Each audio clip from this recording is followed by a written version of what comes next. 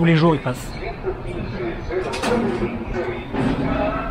Et là Enrique nous dit, ah bah écoutez, ça tombe bien parce que moi j'ai un terrain à moi qui est à vendre, donc si vous voulez vous pouvez venir le voir. Donc bah qu'est-ce qu'on fait? Bah on va voir le terrain d'Enrique. Et en fait ce qu'on ne savait pas depuis le début, c'est qu'Enrique lui avait un terrain en arrière de chez lui. Et à date, il nous avait toujours montré des terrains d'autres propriétaires, quoi. Et je pense que durant l'été, il a dû se dire qu'il y avait moyen de vendre et de faire un peu d'argent. Donc il nous dit, moi je vends mon propre terrain qui est en arrière de chez moi. Donc, on y va, on regarde le terrain. Le terrain nous plaît, 900 mètres carrés, quelque chose comme ça. Sauf que le prix... je pense que lui nous demande 700 000 pesos. Et là c'est extrêmement cher. On n'est pas loin de 800 pesos le mètre carré. Donc on repart de là en lui disant qu'il nous donne une petite semaine parce qu'on a besoin de réfléchir. Et lui nous dit il y a une madame qui est également intéressée. Mais comme vous, je vous connais depuis un petit peu de temps, je peux vous donner la priorité, mais il faut me donner une réponse rapidement, comme toujours. Alors, est-ce que c'est du bluff? Est-ce que c'est une partie? C'est toujours une partie de poker, ça. Tu sais jamais trop qu'est-ce qu'il en est exactement, mais bon, quelque part, tu fais avec. T'as pas le choix. C'est toujours un peu stressant, mais bon. Donc on rentre, on réfléchit et on se dit que en fait c'est trop cher pour la superficie. On l'appelle et on lui dit, écoute Enrique, ok, là ça fait une semaine, est-ce qu'on peut se voir de nouveau et on aimerait te reparler quoi, pour te faire une proposition. Donc on y va. Et là on lui dit, on avait eu l'idée de dire, ok, puisque est-ce qu'on peut baisser le prix? Voilà, premièrement c'est ça. On a dit, est-ce qu'on peut baisser le prix? Non. Et il dit, c'est pas négociable, je veux 700 000. Je pense que c'était 700 000, quelque chose comme ça. Je veux 700 000, moi je baisse pas, c'est le prix. Ok, on avait anticipé cette réponse-là. Et là on lui dit, écoute, nous on trouve que c'est très cher et on n'est pas forcément gagnant. On aimerait que tu fasses un petit geste, quelque chose.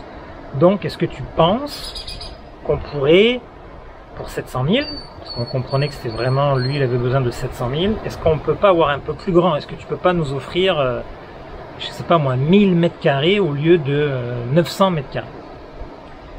Et là, il nous dit que non, c'est pas possible, parce que après, ça touche au terrain de son père, et que son père, il veut pas diminuer le terrain de son père. Enfin bon, ça a l'air bien compliqué. Donc finalement il dit non à nos deux propositions et ça nous a vraiment refroidi parce qu'on s'est dit merde, on peut vraiment pas négocier, rien, c'est pas cool quoi. Donc on dit ok, laisse-nous réfléchir encore, mais on savait que c'était non. Et on dit à Enrique, le fameux terrain qu'on avait vu là au milieu du village, qui est en face de chez lui en fait, on lui dit, Enrique, le terrain en face, là, il est-tu vendu ce terrain? Et lui il nous dit, oui, je crois que oui. On part, on rentre à El Cuyo, et en rentrant chez nous, on passe devant un monsieur qui habite autour du parc principal d'El Cuyo, qui s'appelle Yillo, c'est son surnom. Et on lui avait déjà parlé une première fois, avant les vacances d'été, pour savoir si le terrain était à vendre. Oui, le terrain était à vendre. Bon, mais bon, comme je disais, ça n'a pas été plus loin avec ce terrain-là.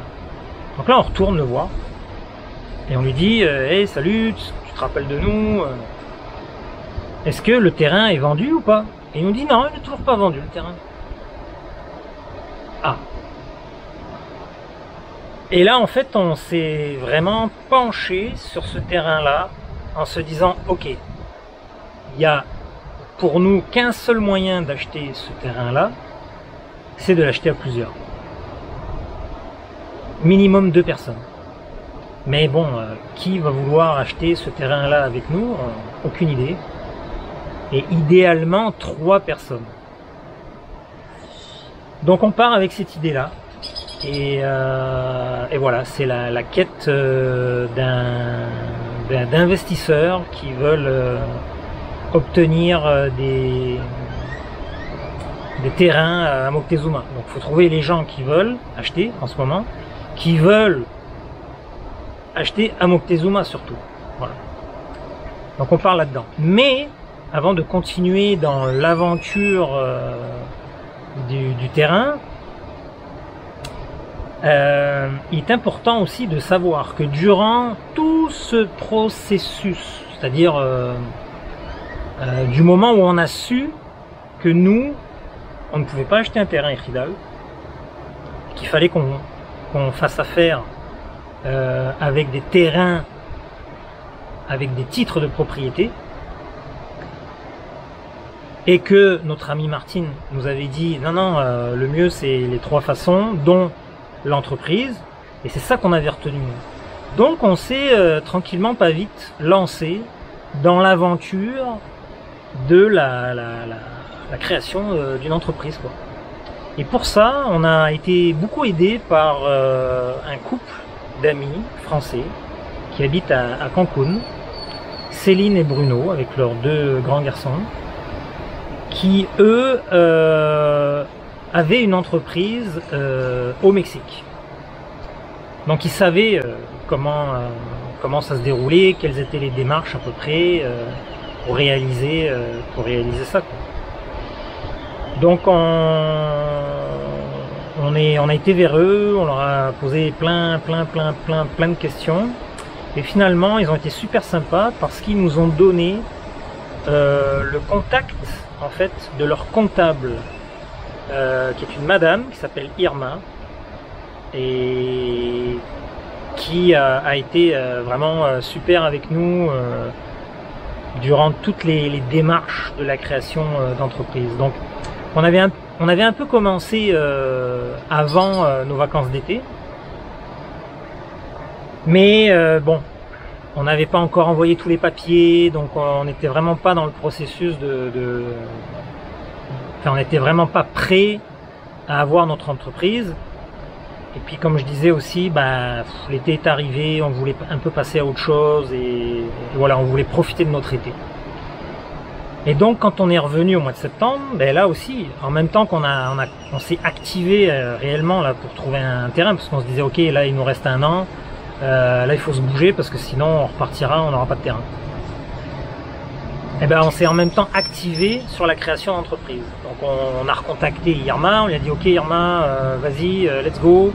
Là on est prêt, on remplit les papiers. Donc on a utilisé les services d'une notaire qui était représentée par une avocate. Et voilà, donc on a fait tous les papiers, ça a pris forcément beaucoup de temps. Ça a coûté de l'argent aussi. Et donc on a été de l'avant avec cette entreprise-là. On a choisi le nom, Julia I. Penelope.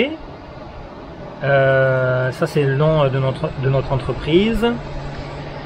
Alors pour donner des détails, quand on crée une entreprise ici, bon forcément il faut y donner un nom, il faut choisir 3 noms pour être bien sûr que si le premier nom existe déjà dans les registres, bon bah on peut prendre le 2e et ainsi de suite jusqu'au 3e, en espérant qu'il n'est pas déjà pris non plus. Et ensuite il faut décrire les activités de l'entreprise. Comme nous, notre entreprise nous sert plus à acheter un terrain que vraiment avoir une activité professionnelle. Bon bah on savait pas trop quoi mettre, mais ce qu'on a mis dedans, c'est des choses que on s'est dit qu'on pourrait peut-être faire si un jour on devait utiliser cette entreprise pour travailler, quoi. Donc on a mis, je pense, une trentaine de points, une trentaine de services que l'entreprise était capable de rendre.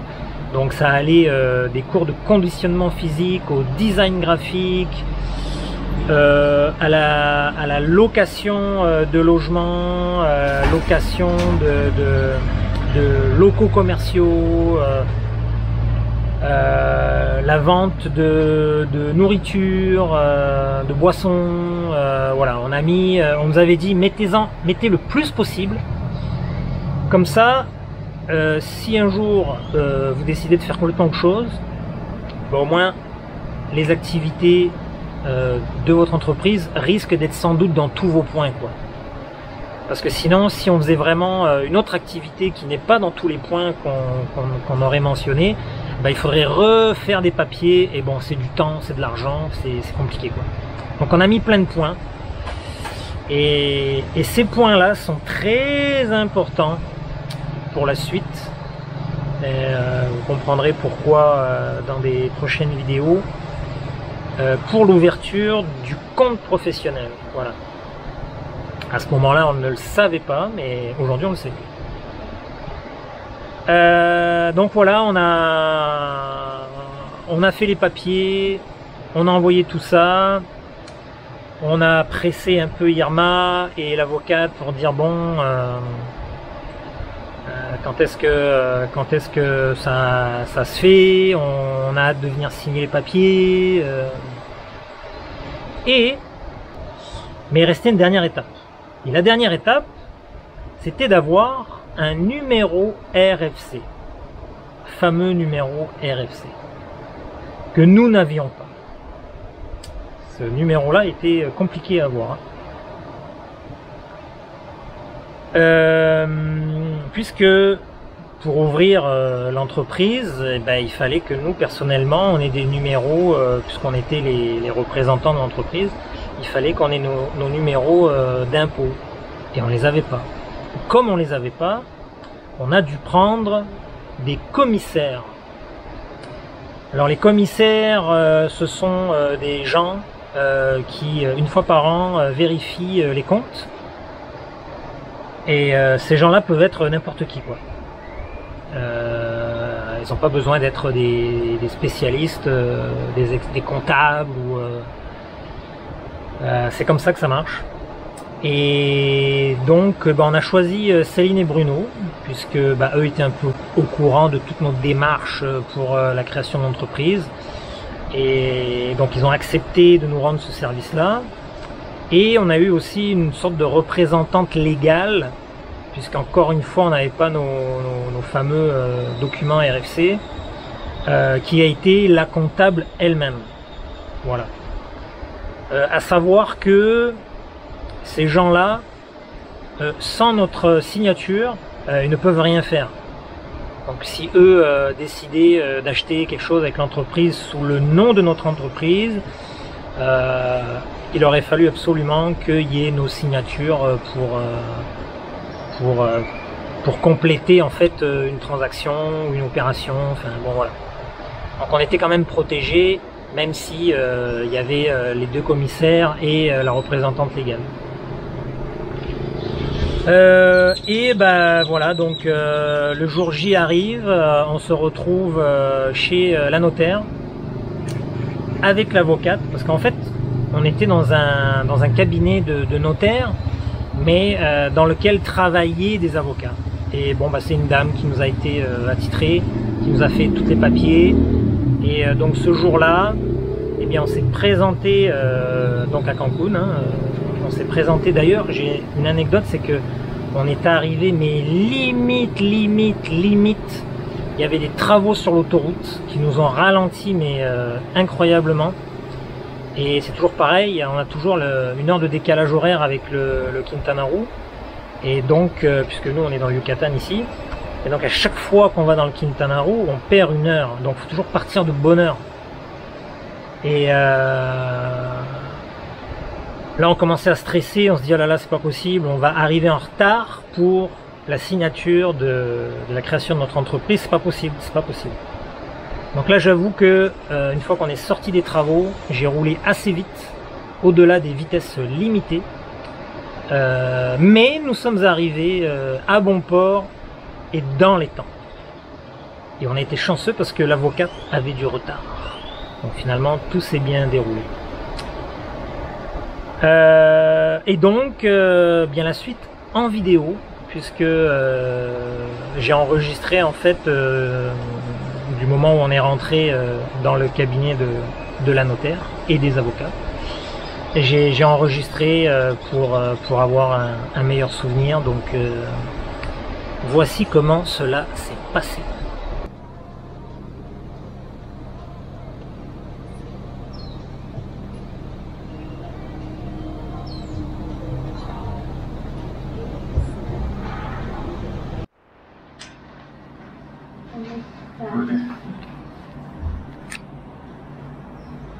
Sí, dice 17 y soy del 16. Es fecha de nacimiento. ¿Dice qué color? Dice 17. Ajá.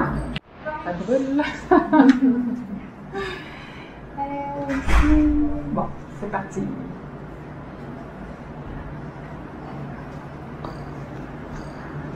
Voilà. Mais nous on signe pas, voilà. Tiens. Hop.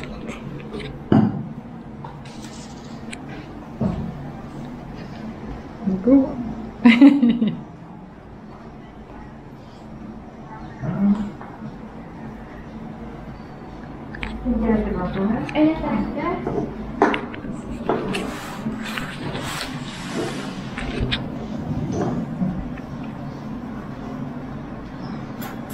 Ah.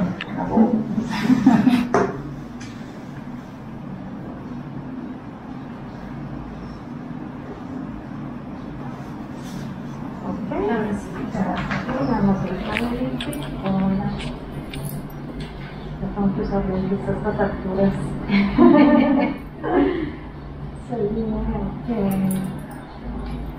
Cuando el señor no fija porque no se la revela. El contador ahí, más.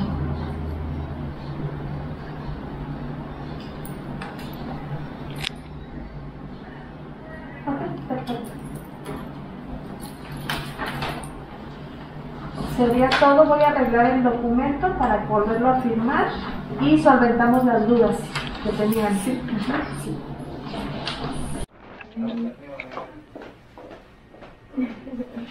On va pas faire. Je ne dirai pas à la caméra. Le transfert de. De combien?